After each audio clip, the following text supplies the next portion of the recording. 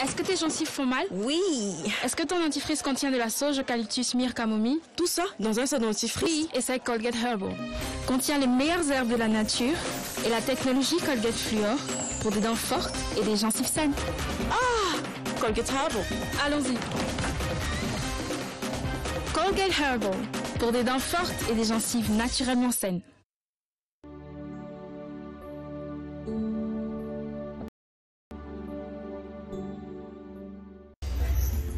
La météo avec C3A Productions. Bonjour et bon après-midi, mesdames et messieurs. Restez prudents tout au long de la journée car il est annoncé des risques d'inondation dans des régions spécifiques suite à une activité pluvieuse qui sera très intense en soirée et même cet après-midi. On a donc la bande côtière qui est mise sous vigilance orange, une petite partie des hauts plateaux de l'ouest ainsi que de la région du nord-ouest. Et comme vous le savez, ces pluies sont souvent déclenchées par des orages, des vents violents et effectivement, on aura également une vague de froid importante. Tâchez d'être bien couvert. La partie mise en vert représente tout simplement les villes où on n'a presque pas de risque de catastrophe naturelle, mais tout de même, soyez conscients des dangers. Côté température, cet après-midi, c'est jusqu'à 32 degrés attendu dans la région de l'extrême nord, donc température maximale. Hydratez-vous quand même et mettez-vous à l'abri de ce soleil. Dans la région du nord, c'est jusqu'à 31 degrés, c'est plus bas dans la région de l'Adamawa. Ça ira de 25 à 27 degrés. Au centre, on aura des variations pouvant basculer de 21 à 27 degrés. Dans la région de l'Est, c'est de 27 à 28 degrés. Comme conseil pratique, mesdames et messieurs, prenez des mesures pour évacuer les eaux des pluies afin de limiter les dégâts. Excellente journée.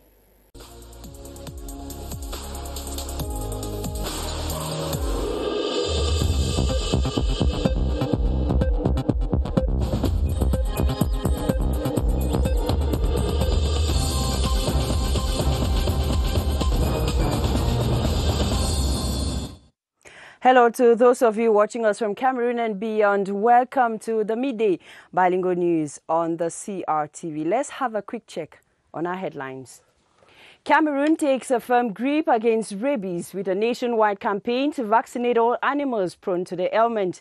This is within celebrations of the International Rabies Day on the theme, Let's Collaborate to End Rabies. School officials and actors in the education sector multiply steps towards a hitch-free COVID-19 back to school. From sectoral meetings to distribution of protective kits, the road is being leveled 1 week to D-Day.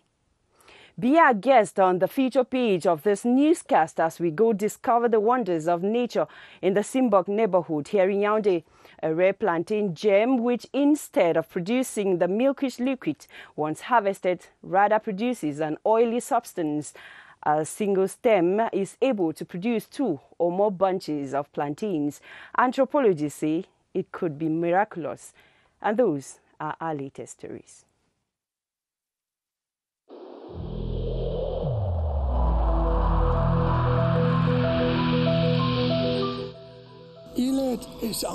Each of us must comply with the measures that have been taken.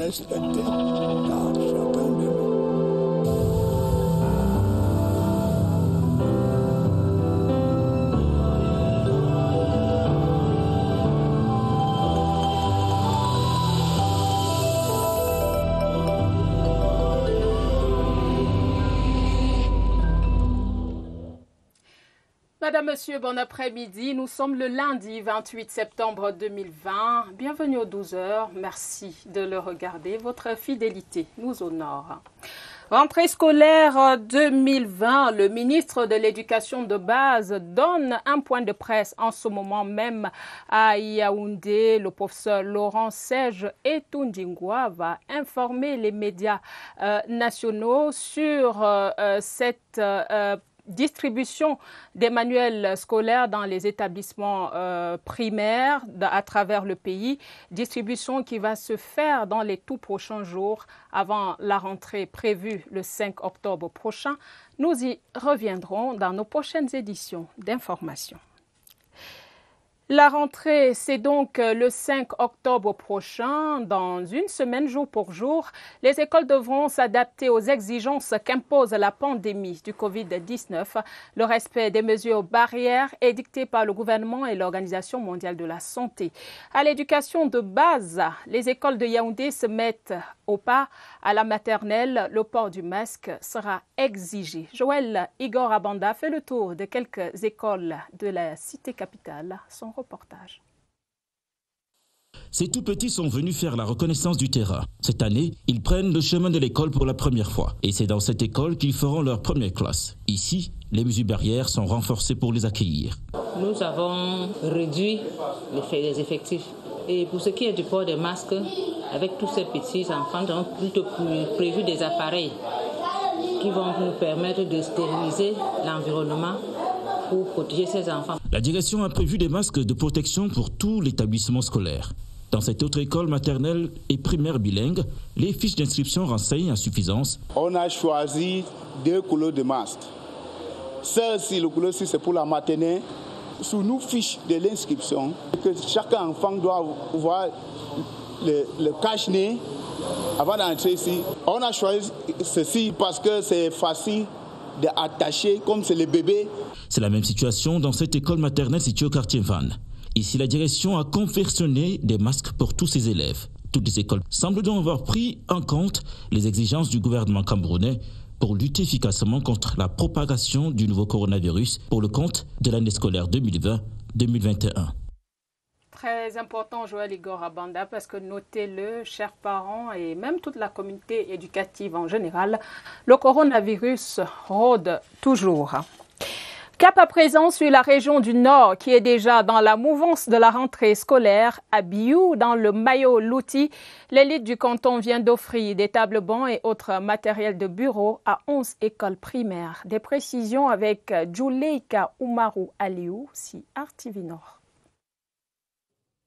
1 747 000 francs CFA, c'est le montant global de ce paquet minimum constitué de tables bancs, registres, craies, stylos et autres matériels didactiques que viennent de bénéficier les 11 établissements primaires du canton de Biou dans l'arrondissement de Figuil. Nous avons reçu des élites, tout le nécessaire qui va nous permettre de débuter la rentrée scolaire dès le 5 octobre. Et ceci nous va tout droit au cœur en attendant le paquet de dons qu'on va recevoir du chef de l'État. Un don de l'association des élites du canton de Biou qui vise à améliorer le cadre d'apprentissage. Après avoir constaté un manque criard des tables bancs dans notre contrée, nous, élites extérieures, avons estimé qu'il faut agir. On a voulu d'abord matérialiser cette union pour venir aux besoins minimums de nos petits frères. Et l'association conduite par le leader Bouba Oussine, qui ne compte pas s'arrêter en si bon chemin, espère voir l'année scolaire démarrer sur de nouveaux auspices tout en améliorant la performance de ses élèves dans les 14 villages que compte le canton de Biou aux prochains examens officiels. We stay in back to school to talk about proprietors and directors of nursery schools across Yaoundé who say they will be giving out face masks to learners at the beginning of the school year. Aside these are other sanitary measures like provision of washing stations and hand sanitizers. Is this therefore going to be a COVID-free back to school for little ones? We put that question to our reporter Romeo Kini. They are anxious about going to school this school year, a period jeopardized by the COVID-19 pandemic. In this kindergarten, authorities assure all sanitary measures have been taken. Face masks are not forgotten for the little ones. For nursery, because their ages will not permit them to actually use the face mask because it can suffocate them, the advisor there is going to serve as their own face mask. In this other institution, the wearing of face mask will be obligatory. This is stipulated on registration forms. We have prescribed this face mask for the nursery section. Why this one? Because it is easier for them to untie it. And some of us staffs who can also help them. Elsewhere, the little ones will be treated in a special manner. Their face masks have been provided by school officials. We know that those children are very difficult to control, and there are people who will be following up to take care of the wearing of the mask, that they should always have it on. In all kindergartens visited, sanitary dispositions have been taken to keep the kids safe from COVID-19. Parents have thus been reassured. Over in the South region, basic education officials in Ebulova have been challenged to bar the way to the coronavirus pandemic in the school milieu. The call from the Secretary General in the South Regional Governor's Office came during a sectoral meeting to prepare for the new school year. Pontianus Lawang is in Ebulova. The 2019-2020 school year has been a difficult one for the basic education family in the South region due to the outbreak of the coronavirus pandemic. Officials have drawn lessons at a sector conference in Ebulova and set up strategies to bar the way to COVID-19 as schools reopen on October 5. The Secretary General at the South Regional Governor's Office has instructed that all prescribed barrier measures be strictly implemented in various institutions of learning. Encourage and congratulate the teachers of our region for the resilience they have made proved to close harmoniously the academic year.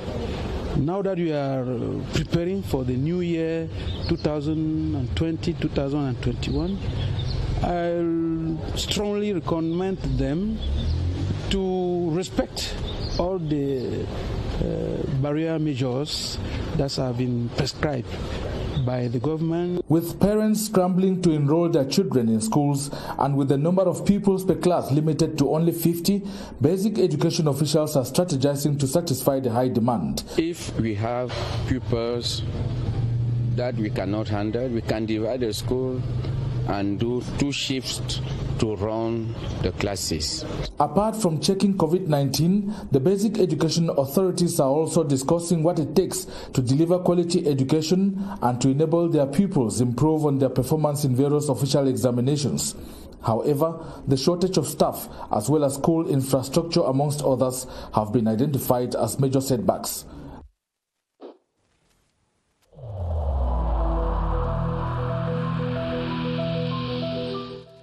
Il est essentiel que les mesures qui ont été indiquées soient absolument respectées par chacun de nous. Lavez-vous régulièrement les mains à l'eau et au savon ou à l'aide d'un gel hydroalcoolique.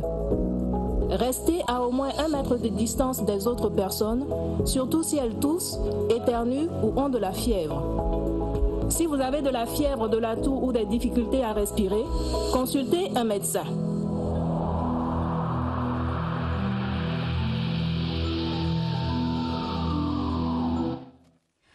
Madame, Monsieur, vous regardez le 12 sur la CRTV. Merci d'être avec nous. La journée mondiale de lutte contre la rage se célèbre ce 28 septembre. Le thème retenu pour cette 14e édition, finissons avec la rage, vaccinons, collaborons.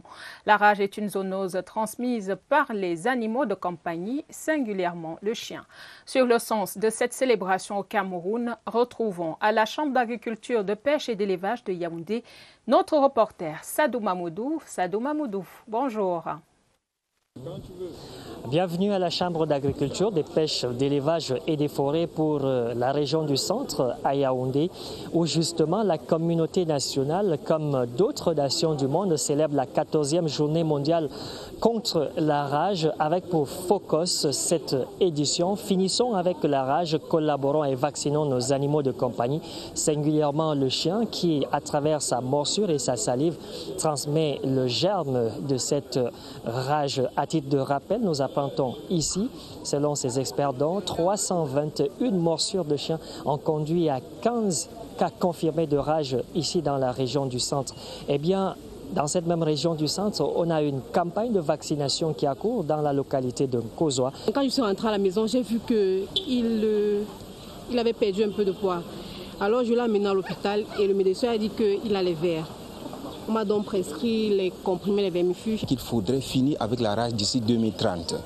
Et pour finir avec la rage, il faut collaborer. C'est la vaccination qui est la clé essentielle pour éliminer la rage. C'est le message essentiel de cette campagne de sensibilisation en cette 14e journée de la lutte contre la rage au Cameroun comme sur l'ensemble de la planète.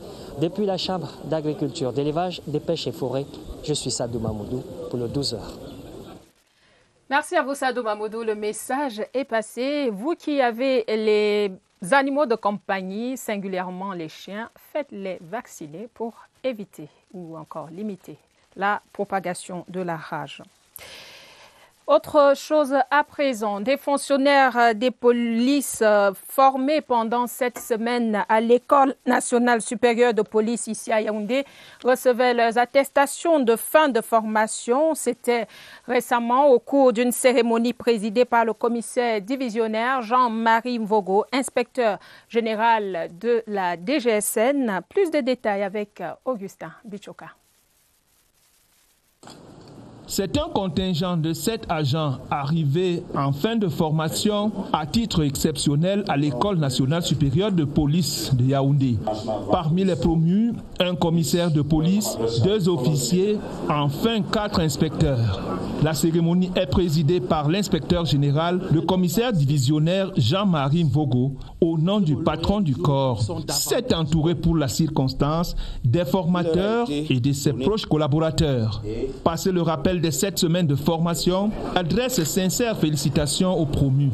Les lauréats du jour ont posé un ensemble d'actes qui ont suffisamment honoré la police. Je voudrais donc par cette circonstance dire aux lauréats du jour qu'ils sont davantage condamnés à toujours poser des actes positifs.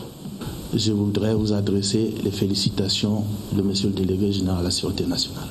Puis, il remet des attestations de fin de formation. Ces nouveaux agents, devenus des modèles, ont reçu la mission de servir d'exemple aux autres collègues. On to one of our lead stories now, a nationwide campaign to vaccinate animals, especially dogs, against rabies kicks off in Cameroon today. It is part of activities to commemorate the 14th edition of the International Day Against Rabies on the theme, Let's Collaborate and End Rabies. Beatrice Ngumi is live at the Chamber of Agriculture, Fisheries and Forest of Cameroon. Beatrice, what is the main message being given out there? Hello to you and thank you for joining us right here at the Chamber of Agriculture, where the 14th edition of the International Day Against Rabies is ongoing. Not long from now, the Minister of Fisheries and Animal Industries will be here to launch this campaign against rabies that will take place across the national territory. And as you asked me a while ago, what is the key message here? I will tell you the key message here is vaccination on pets against rabies. You will see that a lot of people have come from their homes with their pets to have them vaccinated against rabies, because rabies is real. Just last year, about 15 cases of detected in Cameroon, and so to fight and eliminate rabies amongst humans and in our community, the minister will be here to officially launch this campaign that marks the 14th edition of the International Day Against Rabies, with a clarion call for communities to vaccinate their pets so that rabies can be completely eradicated or eliminated in our communities. From the Chamber of Agriculture, downtown Yaoundé, I am Beatrice Ngum. Back to you. Thank you very much, Beatrice Ngoma, and bring us more information in our subsequent news. On to something else, close to 10 police officers who distinguished themselves in the discharge of their duties in law enforcement in Cameroon have been exceptionally trained. The honorific distinctions were handed over to them during a ceremony to award end of course attestations and was witnessed by our reporter Elvis Teke. They are the heroes of the day. Amongst them, 32-years-old Ansel Narangangso Diho. She was a police constable a few months ago when she single-handedly contained 4 armed robbers in a taxi around Ngwaikele neighborhood in Yaoundé. The robbers were arrested with a handgun and daggers in their possession. Her act of bravery has earned her an exceptional promotion to the rank of inspector. Besides her are 8 other policemen who have also been promoted to higher ranks, gaining at least 8 years in their careers. They survived an explosion of an improvised explosive device in the southwest region during a mission. We were going to O2 near Nigeria. Our vehicle exploded because there was an engine on the road. We were 11 and 4 died during that operation. The Inspector General for National Security, Jean-Marie Mvogo, described them as examples of bravery for police officers to emulate. 2 inspectors didn't attend for health reasons. Examples to really emulate. Files of candidates for regional council elections are ready at the Electoral Board of Elections Cameroon within the time specified by the Electoral Code. The Director General of Elections channeled the files during the session as of right of the Electoral Board in Yaoundé Sunday. But after this, what next? We put that question to Ebenezer Akanga. According to the Electoral Code, the Director General of Elections has 5 days after the deadline for the submission of candidacy files in view of the Regional Council elections to channel the files to the Electoral Board of ELECAM. After the September 22nd deadline, therefore, this Sunday, September 27, is the latest date for the Director General to channel the files to the Electoral Board. And the files were channeled during the 2nd session as of right of the Electoral Board of ELECAM that held in Yaoundé this Sunday. The session will scrutinize and validate candidacies in view of the elections. Presiding over the session, the chairman of the Electoral Board of ELECAM exhorted the members to ensure strict respect of the Electoral Code. A resolve to do the right thing, a resolve to carry on the mission of developing our democracy, a resolve to make a significant contribution to the efforts of peace and conciliation of social cohesion in our country. We have demonstrated it under the circumstances. Under other circumstances, we can do it again. The Electoral Board of ELECAM has up to October 7, 2020 to publish the final lists of candidates qualified to run for the Regional Council elections. Cameroon has been showcasing her natural attractions Sunday as the country marks the 41st World Tourism Day amid COVID-19 pandemic that has paralyzed the sector from gifts of nature to the hospitality industry, not leaving out its cultural prowess. Cameroon prides herself as Africa in miniature. The ceremony in the littoral region was witnessed for us by Roselyne Forsa. The choice of Le Palutuvier on the banks of the Vori in the Bonaberi neighborhood to host this year's World Tourism Day in Douala was to enable inhabitants know that tourism is possible and enjoyable in Cameroon. The regional delegate of tourism and leisure for the littoral, while chairing the ceremony, emphasized on the fact that tourism is an activity that can generate income, protect the environment, and contribute to sustainable development. With the outbreak of the coronavirus pandemic, there is need to promote the potential of the littoral region. We went to Dizangue because Dizangue has many touristic sites. And we said that if these touristic sites are developed, if they are securitized, they will obviously attract the tourists. And around them, we can create many activities which can bring development in this area. The celebration also seeks to make known less visited touristic sites with the help of municipal councils, and the delegate added that the new dynamism is needed in order for the sector to contribute to the region's economic growth. Hier, 27 septembre, a été journée mondiale du tourisme. Pour cette 41e édition, la promotion de l'écotourisme et la valorisation des sites touristiques des zones rurales est le mot d'ordre.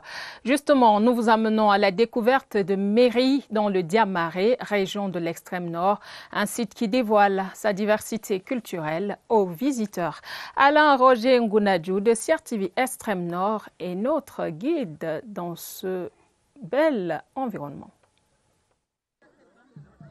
Méry, l'une des localités phares du département du Diamaré, est une destination touristique en raison de sa diversité culturelle. Le palais royal met en valeur l'histoire de ce peuple constitué des Moufou, des Giziga et des Peuls.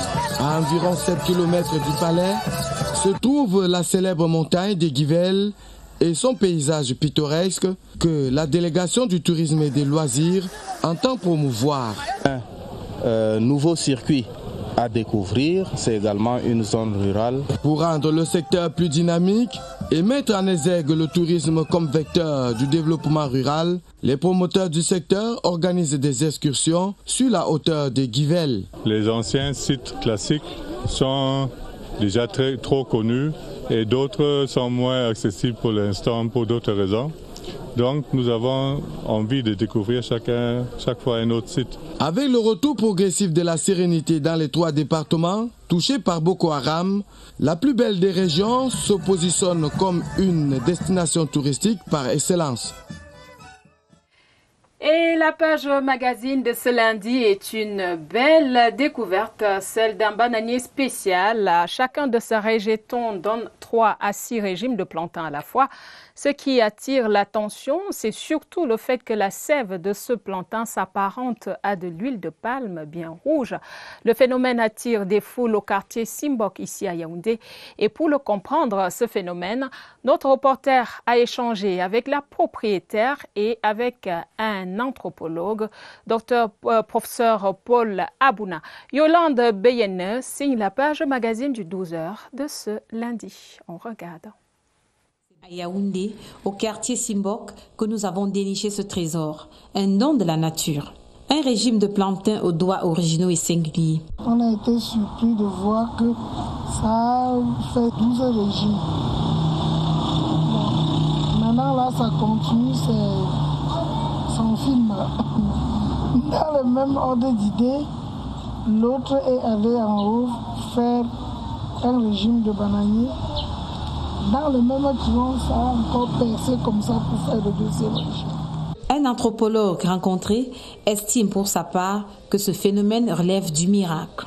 C'est un phénomène dont la symbolique est suffisamment développée, documentée dans le champ spécifique de l'anthropologie. À la naissance, les cultures du sud forestier et des glaciers et du littoral, on enterre, on inhume ce placenta-là sur le pied d'un bananier.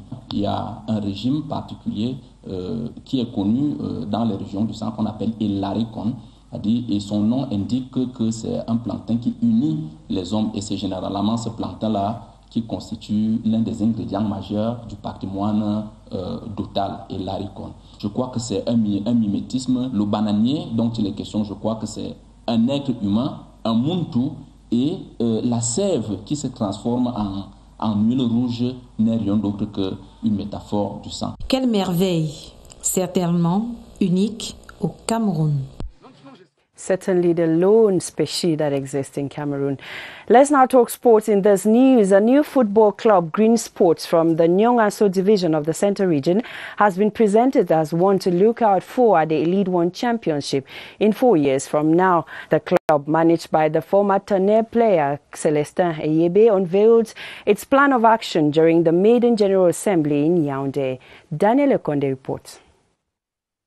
He played in the country's top-flight football during his career. Now he's running his own club. Create my club to bring another fashion to see football in Cameroon, because in abroad it's different. So I want to bring the new style of football in my club. Green Sports saw the light of the day last October and are participating in the Nyong-Aso 3rd Divisional League with 26 players. My club is structured, is based in Montfébé, Fébé village. We have our CH there, we have one stadium there, and now we are making our gym place. Eyebe also played football in Egypt and Turkey, and he says he's working on partnerships with managers and clubs out of Cameroon to get a better vision for the newborn.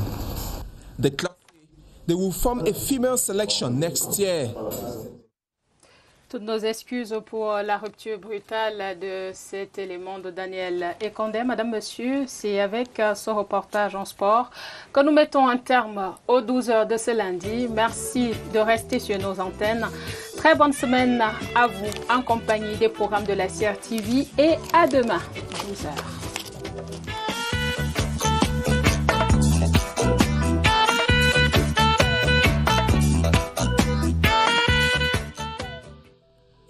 In this connection, we should avoid stigmatizing Thank you.